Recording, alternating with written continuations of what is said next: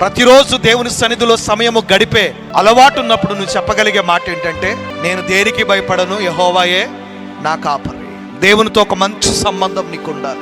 ఒక మంచి సంబంధము నీకుంటే గనక నువ్వు ధైర్యంగా చెప్పే మాట ఏంటో తెలుసా? నా కాపరి యెహోవాయే, నాకు లేమి కలుగదు. అంటే నీ నమ్మకం ఎవరు?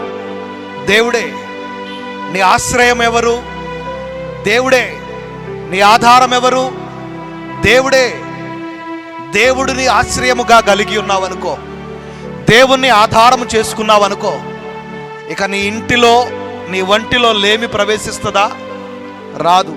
దేవుడు మనకి తోడుగా ఉన్నాడు గనక మనం భయపడాల్సిన అవసరం లేదు.